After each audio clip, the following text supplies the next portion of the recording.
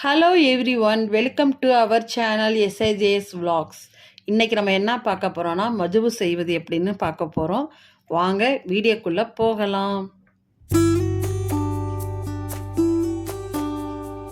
அதுக்கு தேவையான பொருள் என்னென்னா, ஏலக்காய் 7, பட்டை 5, கிராம்பு 6, பிரியாணி இலை 2, வெங்காயம் 2, தக்காளி 2, சிக்கன் ஸ்டாக் ஒரு இது, அதுக்கப்புறம் பச்சை மிளகாய் ஒரு 4 பச்சை மிளகாய். எப்படி செய்யலாம்னு சொல்லி பார்க்க போகிறோம். இப்போ நான் அதுக்கு கோழி 2 கோழியை நான் வெட்டி வச்சுருக்கேன். இந்த மாதிரி நம்ம பீஸ் போட்டு வாங்கிக்கணும். கடையில் கேட்டாலே நம்மளுக்கு பீஸ் போட்டு தருவாங்க. ஒரு கோழியை ஒரு 4 5 பீஸா 6 பீஸா போடலாம். அந்த மாதிரி வெட்டி நான் வச்சுருக்கேன். இப்போ கோழியெல்லாம் கழுவிட்டு இப்போ ஒரு பாத்திரத்தில் நம்ம என்ன செய்கிறோம், 2 கோழியை அதில் சட்டியில் போட்டுக்குவோம். இப்போ நீங்கள் உங்களுக்கு எத்தனை கோழி, நான் சொல்கிற அளவு 2 கோழிக்கான அளவு தான் சொல்கிறேன். இப்போ நம்ம எல்லா கோழியும் அதில் போட்டுக்கிட்டோம். இப்போ இதில் என்னென்ன, இப்போ நான் அடுப்புலலாம் வைக்கலை. இப்போ இதுக்கு தேவையான மஞ்சத்தூள் 1 ஸ்பூன் போட்டிருக்கேன். அதுக்கப்புறம் பச்சை மிளகாய் வச்சுருக்கோம்ல, கொஞ்சம் வச்சுருக்கேன், அதையும் நம்ம அதில் போட்டுக்குவோம். அதுக்கப்புறம் நம்ம வச்சுருக்க வெங்காயத்தையும் 2 வெட்டி போட்டுக்குவோம். தக்காளி 2 தக்காளியும் வெட்டி போட்டாச்சு. அதுக்கப்புறம் நம்ம வச்சுருந்த ஏலக்காய், பட்டை, கிராம்பு, பிரியாணி இலை அந்த ஸ்பைசஸையும் இதில் போட்டுக்குவோம். இப்போ இஞ்சி பூண்டு பேஸ்ட்டு ஒரு 5 டேபிள் ஸ்பூன் போட்டுக்குங்க.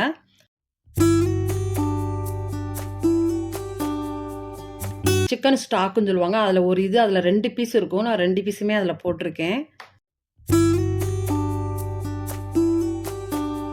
இப்போ அதுக்கு தேவையான மசாலா போட்டுக்குவோம். நம்ம கரம் மசாலா 2 டேபிள் ஸ்பூன் போட்டிருக்கேன்.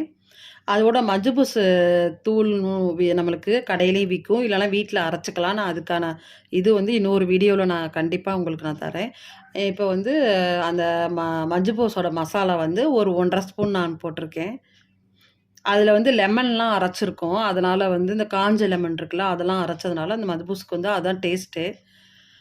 அது ஒரு 1½ ஸ்பூன் போட்டிருக்கேன். தண்ணி தேவையான அளவு ஊற்றிக்கிங்க. இந்த கோழி முழுகிற அளவுக்கு ஊற்றிக்கிங்க. அது முழுகிற அளவுக்கு ஊற்றிக்கிட்டிங்கன்னா, ஏன்னா சிக்கன்லேருந்து தண்ணி வேற விடும். இப்போ நான் இதுவரையும் அடுப்பில் எதுவுமே நான் வைக்கலை. சும்மா நான் இப்போ சட்டியில் ரேண்டமாக தான் இப்போ எல்லாத்தையும் உள்ளார போட்டுட்ருக்கோம். இதுக்கு தேவையான அளவு உப்பு போட்டுக்கங்க. பத்தலைனா நம்ம அப்புறம் கூட போட்டுக்கலாம்.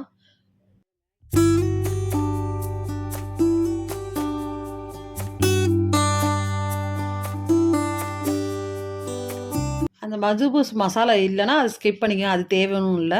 அது விருப்பம் இருந்தால் போடுங்க, இல்லைன்னா தேவையில்லை. இப்போ பாருங்கள், அடுப்பை இப்போ தான் பற்ற வச்சு இந்த சட்டியை தூக்கி வைக்கிறேன். இப்போ இந்த மசாலா எல்லாத்தையும் நல்லா ஒரு கரண்டி எடுத்து நம்ம கிண்டிக்குவோம்.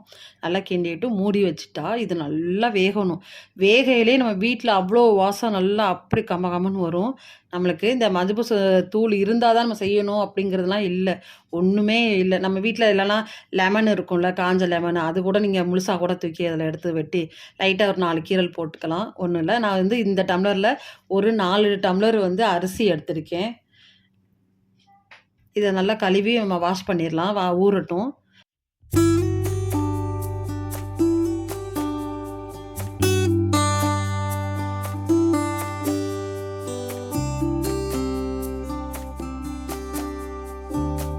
இப்போ பாருங்கள், நல்லா கொதிச்சிருச்சு பாருங்கள். தக்காளி எல்லாமே நம்மளுக்கு அதிலே வெந்துடும். இப்போ லைட்டாக பாருங்கள் வெந்துருச்சு. ரொம்ப கலண்டுற மாதிரி செஞ்சிடாதீங்க, ஏன்னா மறுபடியும் மசாலா போடையில் கோழி எல்லாம் உடஞ்சிரும். இப்போ வெந்துருச்சா நம்ம தனியாக ஒரு இதில் இந்த கோழி எல்லாத்தையும் எடுத்து வச்சுக்குவோம். எடுத்து வச்சுக்கிட்டு இதை கொஞ்சம் ஆற விட்டுட்டு நம்ம மசாலா போட்டுக்குவோம். இதை ஓரமாக வச்சுருவோம். பாருங்கள், எல்லாத்தையும் எடுத்தாச்சு. இந்த தண்ணியை ஒரு கிண்ணியில் பவுலில் ஊற்றி வச்சுட்டு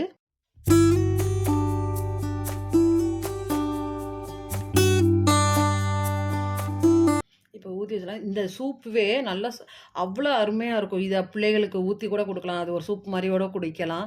அவ்வளோ டேஸ்ட்டாக இருக்கும். இப்போ நம்ம கோழி ஆறிடுச்சு. இப்போ இதுக்கு மசாலா போட்டு நம்ம கொஞ்சம் ஊற வச்சுருவோம். மிளகாத்தூள் 2 ஸ்பூன் போட்டிருக்கேன். அதுக்கப்புறம் மிளகுத்தூள் 1 டீஸ்பூன், கரம் மசாலா ஒரு 2 டேபிள் ஸ்பூன் போட்டிருக்கேன். அதுக்கப்புறம் மஜ்பூஸ் அந்த மசாலா நம்மளுக்கு வேணும்னா போட்டுக்கங்க. இது ஆப்ஷனல், வேணான்னா விட்டுருங்க. நம்மளுக்கு அதுக்கேற்றாப்புல கலருக்கு கொஞ்சம் வேணும் போட்டுக்குங்க கொஞ்சோண்டு. அது போட்டால் நல்லாயிருக்கும். உப்பு பார்த்துக்குங்க, சிக்கனில் உங்களுக்கு எவ்வளோ இருக்குது அதிலே கரெக்டாக இருந்துச்சுன்னா போட தேவையில்ல. லைட்டாக போட்டால் போதும். இது கெச்சப்பு இருக்குல்ல, அது சும்மா 1 டேபிள் ஸ்பூன் போட்டிருக்கேன் நான், கொஞ்சோண்டு. அது போட்டிங்கன்னா அந்த ஃப்ளேவர் கொஞ்சம் நல்லாயிருக்கும். ஸ்வீட்டாக இருக்கும். சாப்பிட்றதுக்கு கொஞ்சம் நல்லாயிருக்கும். இப்போ 2 டேபிள் ஸ்பூன் வந்து நான் நல்லெண்ணெய் விட்டு அதையும் பெசஞ்சுக்கிறேன். ஏன்னா மசாலா வந்து அதில கோட்டிங் ஆகணும். அப்பதான் வந்து நம்மளுக்கு வந்து மசாலா வந்து அந்த இதில பிடிக்கும் கோழியில. இப்போ வந்து இதுக்கு வந்து நம்ம ரொம்ப எண்ணெய் ஊத்தினா அவ்வளோதெல்லாம் பொரிக்கலாம் போறதில்ல. ஏன்னா ஏற்கனவே வெந்த கோழி தான்.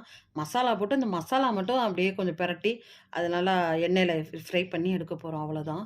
நம்மளுக்கு கோழிலாம் நல்லா வெந்துருச்சு பாருங்க. இந்த மாரி அப்படியே ஒரு குழந்தைய தூக்கி அப்படியே குளிப்பாட்டுற மாரி அப்படியே போட்டு நல்லா அதுக்கு மசாலா நல்லா போட்டு ஊற வச்சுட்டோம்னா அவ்வளோ அருமையா இருக்கும். ஃப்ரிட்ஜுக்குள்ள வச்சுருங்க.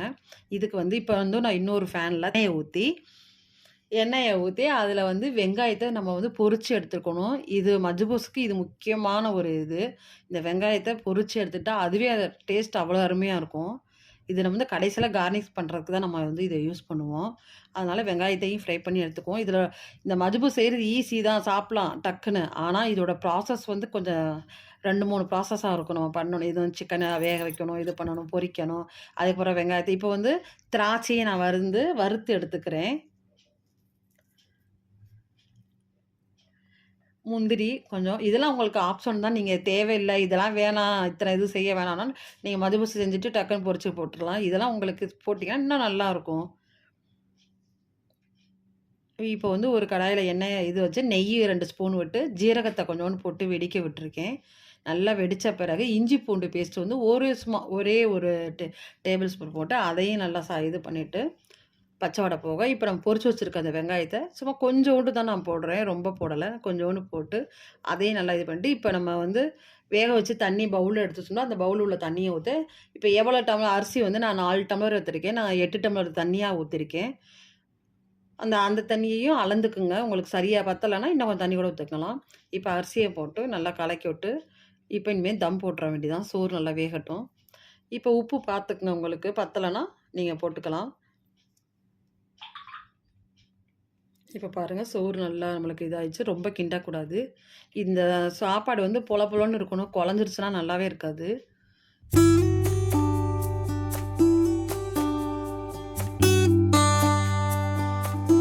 இப்ப வந்து நம்ம சோறு தம் போட்டுருவோம். ஒரு 2 ஸ்பூன் வந்து சும்மா அப்படியே நெய் போட்டிருக்கேன்.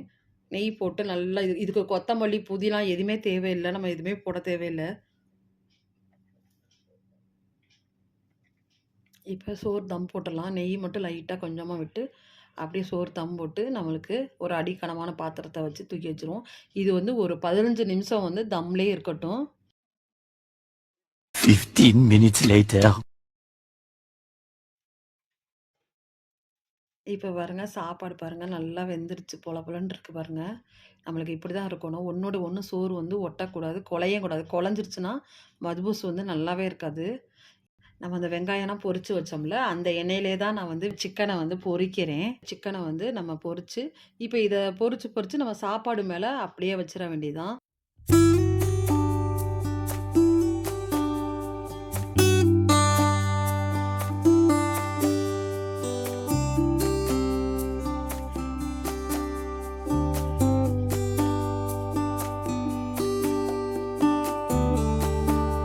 இப்ப பொரிச்சு, இப்ப அந்த இது சாப்பாடுல வச்சு, இப்ப வெங்காயம், இந்த பொரிச்ச கிஸ்மிஸு, அதுக்கப்புறம் முந்திரி இது எல்லாத்தையும் மேல அப்படியே போட்டு, நம்மளுக்கு மத்பூஸ் ரெடி. இப்ப பாருங்க, ரொம்ப ரெடி ஆயிடுச்சு. இப்ப நம்ம தக்கூஸ் இதுக்கு வந்து ஊத்தி சாப்பிடுறதுக்கு இது வந்து நம்ம தக்கூஸ் எப்படி செய்யலான்னு சொல்லி பார்க்கலாம் வாங்க. இப்ப நம்ம மதுபூஸ் பார்த்தாச்சு. இப்ப வந்து அதுக்கு ஊத்தி சாப்பிடுறதுக்கு, அதுக்கு மேட்சிங்கா உள்ளது தக்கூஸ். அதுதான் வந்து அந்த மதுபூஸுக்கு சாப்பிடுறது. நம்ம அது எப்படி செய்யலான்னு சொல்லி பார்க்கலாம். அது ரொம்ப சிம்பிளானது தான். இப்ப பூண்டு வந்து 2 பூண்ட வந்து நான் உரிச்சு எடுத்து அதையும் மிக்ஸியில போட்டுருக்கேன். பச்சை மிளகா ஒரு 5 பச்சை மிளகா, ஒரு 3 வரமிளகாவும் போட்டுக்கங்க. அதுக்கப்புறம் 3 தக்காளி நான் போட்டிருக்கேன். உங்களுக்கு நெறைய பேர் இருந்தாங்கன்னா, நெறைய தக்காளி போட்டுக்கங்க. நான் வந்து ஒரு 5 பேருக்குனால, நான் வந்து ஒரு 3 தக்காளி தான் போட்டிருக்கேன். இத நல்லா மிக்ஸியில நல்லா ரொம்ப நைஸா இல்லாம, ரொம்பவும் நெரு நெருன்னு இல்லாம, ஒரு நடு இதில வந்து நம்ம அரைச்சு திப்பி திப்பியா இல்லாம எடுத்துக்குவோம். இப்ப பாருங்க அரைச்சு எடுத்தாச்சு. இப்ப ஒரு சட்டிய வச்சு, அதில ஒரு 3 டேபிள் ஸ்பூன் எண்ணெய ஊத்திக்கலாம். நார்மலாலாம் எண்ணெயே ஊத்துங்க. இப்ப வந்து இஞ்சி பூண்டு 1 டேபிள் ஸ்பூன் போட்டு அதையும் வெடிக்க விட்டுருக்கேன். இது வந்து சிக்கன் ஸ்டாக் இருக்குல்ல, அதில ஒரு 1/4 பீஸ் வந்து அதில எண்ணெயில போட்டுருக்கேன். இதுதான் வந்து இந்த மதுபூஸ்க்கு முக்கியமானது. தக்கூஸுக்கு அந்த டொமேட்டோ பேஸ்ட்டு அது விக்கும் கடையில, ஊர்லகளே விக்கும். அதையும் எண்ணெயில போட்டு நல்லா வதக்கிக்குவோம். வதக்கிட்டு நம்ம அரைச்சு வச்சிருக்க பேஸ்ட்டையும் அதில எண்ணெயில போட்டு நல்லா வதக்குவோம். நல்லா அந்த பச்சை வாடை போற அளவுக்கு நல்லா வதக்கிட்டு, இந்த மிக்ஸிய அலசி, இப்ப நம்ம வேண்டிய அளவுக்கு தண்ணி ஊத்திக்குவோம். டொமேட்டோ பேஸ்ட் வந்து ஒரு 4 டேபிள் ஸ்பூன் நான் போட்டிருக்கேன். நீங்க பார்த்து போட்டுக்கங்க.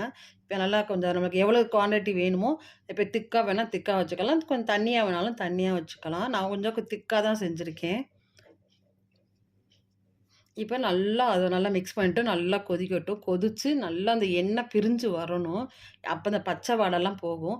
இப்ப காரம் பத்தலன்னா நான் மொளகாத்தூள் போட்டுருக்கேன். உங்களுக்கு அந்த பச்சை மிளகா அரைக்கிறதுலே காரம் கொஞ்சம் கூட மட்டும் போட்டாலும் போட்டுக்குங்க. கொஞ்சோண்டு கரம் மசாலா தூள் வந்து ஒரு 1/4 டேபிள் ஸ்பூன் தான் போட்டிருக்கேன். அதையும் போட்டு நல்லா வதக்கி விட்டு, நல்லா வேகட்டும்.